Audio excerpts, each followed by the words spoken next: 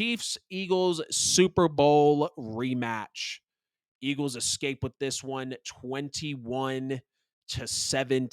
Patrick Mahomes under 200 passing yards again. The Eagles continue to show they are the most balanced team, one of the most balanced teams in the NFL. They are the best team in the NFL. They have the best record in the NFL. And let's go ahead and dive into it. I want to start with the Chiefs, though. You can't tell me the Chiefs are not regretting trading for a wide receiver, like I said, that they needed to desperately. You can't tell me that the Chiefs aren't regretting not signing a wide receiver in the offseason like an OBJ, like a DeAndre Hopkins, going and making a move for somebody. I mean, hell, even Adam Thielen, who's over in Carolina right now, would probably have been a nice option for Patrick Mahomes because when there's no Travis Kelce, you're going to depend on Sky Moore? No, he dropped a touchdown pass for you. You're going to depend on MVS? I won't pick on him too much, but he dropped a touchdown pass. Travis Kelce's getting stripped of the football. Patrick Mahomes is throwing red zone interceptions. Your key players can only do so much before you have to have a veteran and just a proven playmaker year over year on your team, which is where Mahomes and Kelce come in the strong suit. But hell, I'm going to just say it right now. Isaiah Pacheco is the third best offensive player behind Mahomes and Kelce on this team. And I don't think that's a hot take, and I think a lot of Chiefs fans would agree with me. But Isaiah Pacheco is a very, very good running back, and I'm impressed with how the Chiefs picked him out of the draft. But the Chiefs have to be regretting not chasing more offensive talent. And this is why I picked the Eagles to win this game, because I believe when it comes down to it, late in the regular season, for when playoff seeding is on the line, or in the postseason where you win or go home, this will be the downfall of the Kansas City Chiefs because they're going to say, we're not letting Travis Kelce beat us. You're going to throw to Sky Moore, MVS, Rashee Rice, and Kadarius Toney, and we're going to make you beat us through them.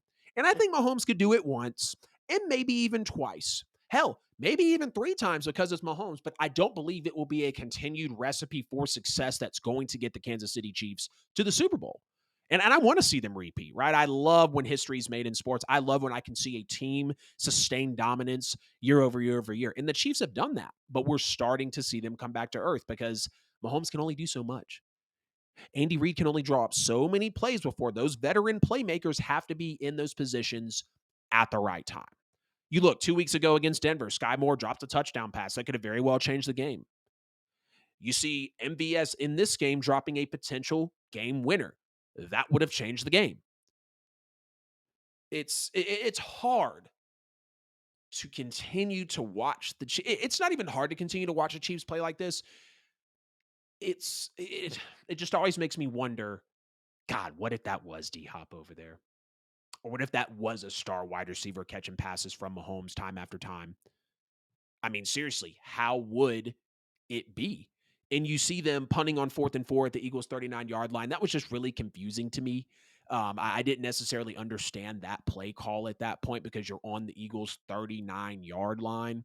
Either way, though, the Eagles proved to not have it bother them, and they go on and they're able to win the football game. But the Eagles show why they're still the best team in the NFL at 9-1, now winning the Super Bowl rematch here. And after giving up 38 points to Patrick Mahomes and the Chiefs in the Super Bowl, Philly's defense did not give up a point in the second half on Monday night. And they scored the only two touchdowns of the second half after being down by 10 at halftime. And they only allowed Patrick Mahomes to throw for 177 yards total on the day. They forced two turnovers in the red zone, talking about Philly over Kansas City. And again, that was the Patrick Mahomes interception that he threw, and that was the strip from Travis Kelce as well. But the Eagles defense in the second half was just unreal. Like I said, no points, 146 total yards. The Chiefs averaged 3.9 yards per play. Travis Kelce fumbles. Kansas City punts on 4 of their 6 possessions in the last 2 quarters of this game. So in the second half, the other 2 possessions were a fumble and a turnover on down. So Kansas City saw nothing in the second half. The Eagles were not going to let up from the Kansas City Chiefs. And Sean Desai, he's just adjusting. He's becoming tested as the season gets deeper and deeper. And Sean Desai is just really able to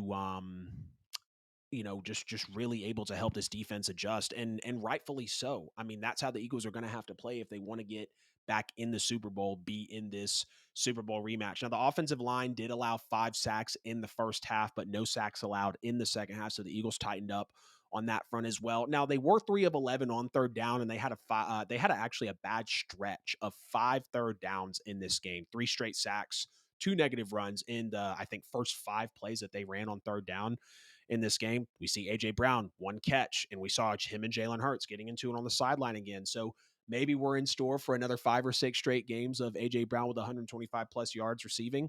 Not necessarily sure if that will be the case, but when your star receiver doesn't get involved and you see those altercations happening on the sideline again, it's going to make you wonder what has to have AJ Brown not very included in that offensive game plan. And I understand that Steve Spagnuolo runs a good defense right now. He's running a very solid defense. Yes, I'm sweating my ass off if y'all are watching this video and seeing me wipe my forehead, man. It's a little hot in here in the studio. But what has to be in the game plan for AJ Brown to only get 1 catch? I understand, again, Spags is playing a great defense. Kansas City has one of the better defenses in the NFL, and that's a big credit to Steve Spagnuolo. But AJ Brown with 1 catch cannot happen. And it's going to make you look at Brian Johnson, the offensive coordinator, who continues to have Jalen Hurts drop back deep, continued to have him drop back deep when he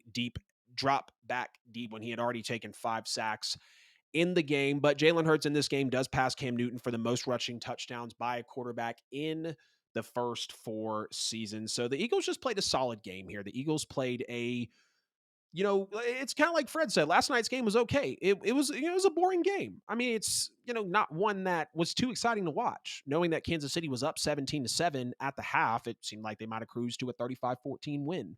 Maybe a 28-21 win. We really weren't sure.